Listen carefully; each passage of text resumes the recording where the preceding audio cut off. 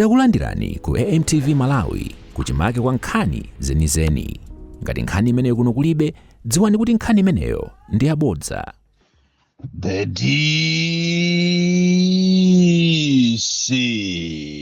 President wanthu osauka woyamba kuno ku Malawi amene sindimagwedezeka konse ndipo sindimasamala anthu amene amandinena. Ndimadziwa kuti pali anthu ena osowa zochita amene amaononga nthawi yawo kukamba za Boni Kalindo, koma ineyo sindimafoka. Ndipo ulo mutandinyoza motani, mutayipisa zina langa motani, koma ndimadziwa kunena kuti Amalawi amadziwa chilungamo, ndipo ine ndizapitirira kuwayimirira Amalawi osaukawo ulo zitavuta zitatani, ulo kutabwera mvula kapena zuwa. Ine ndizapitiriza kuyima pa chilungamo kuwayimirira Amalawi amene adakavutika bepakana lero mu ziko lopanda chilungamo, ziko limene amanjoyamo ndi anthu olemera. Ndipo ulo zimene zimachitika ku makhoti zimachita kuonekeratu kunena kuti ziko ili ndilokondera,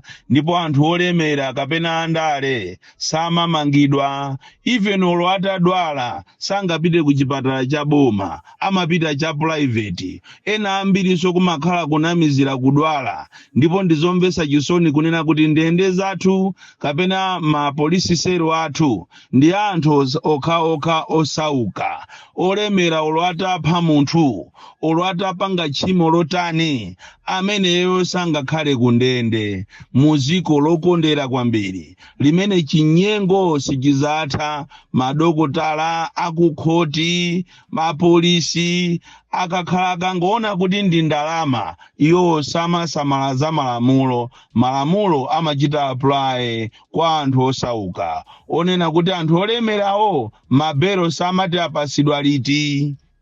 Motero kuti muona za chinyengo zikuchitika masiku amenewa, anthu amene ali ni milandu ikulu ndi amene akutuluka pa belo. Anthu amene ali opanda milandu, amene angopezeka ndi nthochi imodzi, amene ndi amene amakhala mu ndende. Lero tilankhulapo kwambiri za mavuto amene akuchitika ku Ministry of Health, makamaka ma students aku Health Sciences amene amapasidwa chithandizo kuzera ku Global Fund. Anthu amenewa akuzunzika kuopsa, ndipo tikunena panopa akutha mezi folo opanda kulandira ma allowance. Ndalama zawo zikungobedwa ndi akulu aku Ministry of Health. Kuwayang'ana anawo ndi ana ovutika kwambiri. Kumadabwa kuti kodi inuyo makamaka kuno ku Malawi ziko lathu lili kupita kuti, makamaka ndi chani chimene chikuchitika. Mukapita ku Health Sciences ma students aku Lilongwe campus komanso ku Blantyre campus, ana amene wakuzunzika koopsa from last year kuzafika panopa. Ana amene wakuzunzika sakulandira ma allowance yawo kuzera ku Global Fund. Aina amene tikufuna kuwalirira lero ndi amene amaphunzira mu technical, kuti amene akapange ma attachments. Ana amene amaphunzira mu technical schools koma atumizidwa kuti akapange ma attachments ku ma estate akumulanje ndi kutcholo. Ndizomvesa chisoni kunena kuti anthu akulu aini ma estate mulanje ndi tcholo akuwakaniza anthu amene wawa kuti ana amene wawa kuti akhale ma estate mwawo azipanga mu ma attachments. Ndi vuto lalikulu limene ziko lathu likhoza kusika kumbali ya development komanso zina ndi zina za ntchito za manjazi, chifukwa chonena kuti ma estate athu achulusa kwambiri malamulo. Even kuwalemba anthu amene ntchito anasiya kuwalemba anthu kuti azilandira pension. Masiku ano ndi contract ya 2 weeks kapena ya mwezi. So ndizomvesa chisoni. Iniyo akuboma mukuyenera mudziwe zimene zikunena kuti ma estate akumulanje ndi kutcholo akukaniza ana amene aphunzira kuma technical colleges kuti apange ma attachments ma estate mwawo, apitirize luso, apitirize ukadaulo wawo wa ntchito za manja, agwire akhali ndi experience kuma estate kumene kuku akuwakaniza ana amene wawo. Munthu wina amene tikufuna ndimulirire lero ndi mphunzisi amene akuzunzika koopsa under leadership ya headmaster. it has been observed with dismay kunena kuti ma headmasters ambiri akuzuza maziphunzisi awo ukangokhala kuti wangosemphana naye chichewa akumapempha transfer kukuchosa pamalo pamene iwe ukuphunzisapo ndi kukutumiza sukulu ya kumuzi kumutumiza nzawo sukulu olatakhala kuti ali ndi ma issues ya zachipatala kapena kuti za mthupi mwake simukuyenda bwino koma ma headmasters ambiri akumapanga nkhanza kuwapanga maziphunzisi ndi kumatumiza ma transfers kumalo kumene sanayenere kutani sanayenere kukakhala nkhani yake ndi ya corruption maziphunzisi kapena ma headmasters ambiri akupanga ma activities amene ndi okuba kumamweresa pa sukulu paja nkhani zofuna ndalama basi kumango alipirisa ana ndalama ichi tapanga nichi ndalama makamaka mmene amva kunena kuti boma sopano likufuna liyambise sukulu ya ulere kuli chiphwando cha ndalama kuli mapulogalamu achinyengo amene akupanga ma headmasters ambiri ndi cholinga kuti azipeza ndalama so anthu ngati amene wawa akazuzulidwa ndi amene akumadana ndi maziphunzisi ndi kumayitanisa ndi kumapangisa ma transfers kuti azipita ku masukulu kuti azikakhaula izi ni nkhanza zazikulu kwambiri kumuona mphunzisi wamkazi mamuna wake ali pa ntchito dera lomwero koma iye akutumizidwa sukulu yokuti akhoza kumayenda mwina over 20 kilometers over 15 kilometers anthu ukayang'ana sale ya mphunzisiyo ndiyomvesa chisoni kwambiri imene ndi kumene akutumizidwako sikungagwirizane ndizomvesa chisoni kwambiri muziko lathu la Malawi ziko limene chilungamo palibepo nkhani ina imene ndikufuna tiunikire lero ndi malangizo amene akupita ku boma la Malawi komanso aphungu a nyumba ya malamulo kunena kuti mwina mukupepera kwanga mwina sindimatha kuganiza koma ine ndikuona ngati boma kapena aphungu a nyumba ya malamulo mukanakapanga malamulo amsanga osintha siku la zisankho ndikunena kuti aboma kumene muliko mumve mukanakapanga malamulo osintha siku la zisankho kuchokera pa 16 September kubwerera kumbuyo mukapena mu financial year izi zikubwera chifukwa chani muone pakali pano pa boma la DPP likuchita struggle kuti likwanise nkhani za fetereza nkhani za chimanga chifukwa chonena kuti budget inali itapangidwa kale andi normally anthu ena akamachoka mboma kuti akulephera asasankhidwa amaziwa andi amachita siphon china chilichonse inu a DPP ngati simusamala muziwe kuti trend imene iyi izapitirirabe munthu sungapite mboma nthawi yomweyo ukugaganizira zogula fetereza osika mtengo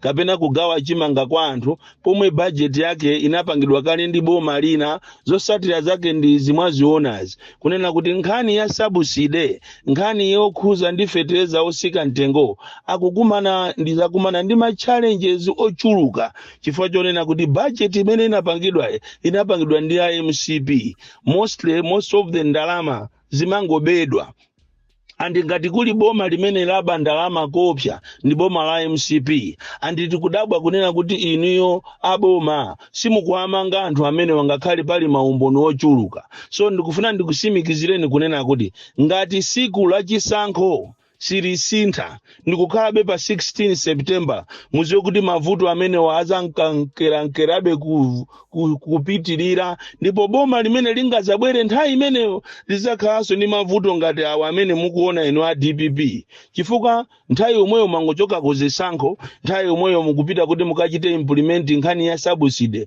chifukwa mvula imabwera nyengo yake imeneyi September, October, November, December ndikumene kumabwera mvula kodi anthu okuti mangolowa kumene mboma mungakwanise kukwanirisa zonse ndi apato anthu amba kumanena kuti ayi ndiye bora so tichakwera yemweyo it's not bora so chakwera yemweyo komano timing ndi imene yavuta kunena kuti munthu sungangosankhidwa ngati lero usana kwani 100 days ndiye ukayambe kufunafuna fetereza ukayambe kufunafuna chimanga ukafunefune zipangizo za ulimi imene iyi ndi blow yayikulu. So inu aboma munayenera mukhale pansi mpange machawi. Vuto lake tikakuuza ni zinthu zangati izizi ambiri a inu simufuna kuchita implement kapena kusatira kolo kutengapo advice. Koma siku la chisankho litakhala kuti lasintha muzaona kunena kuti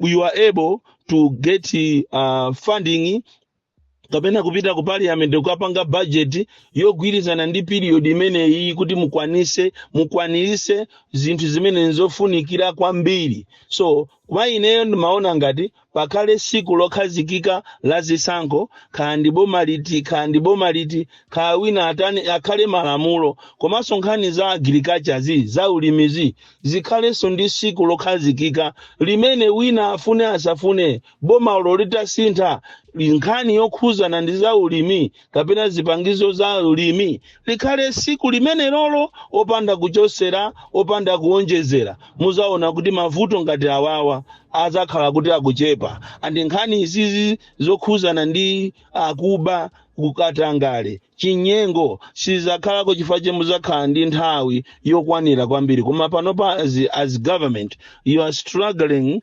to make ends meet, you are struggling to convince the populace, you are struggling to meet your targets. Chifukwa chaona kuti mwangolowa kumene mboma ndipo mboma mumapeza mulibemo kanthu ajawo afiti aja anaba china chilichonse anaba leroli mukuvutika. So maganizo anga opepera mwina popeza ife timatengedwa a drama, maganizo anga analionena kuti mupite ku parliament mukasinthe malamulo azazisankho. Siku la chisankho lichoke pa 16 September libwerereso mwina ku June. Ndicho linga kuti mukamapita ku financial year ina ziko likamapita mu financial year zakhale kuti zikugwirizana ndizofunikira za ziko.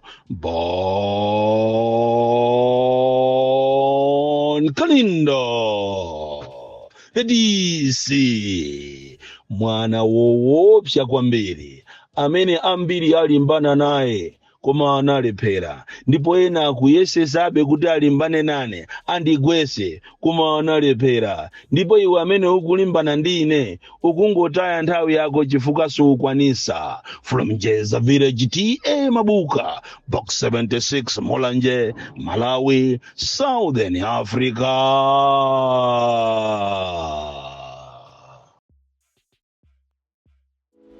Osaiwala kupanga subscribe ku channel ya AMTV Malawi.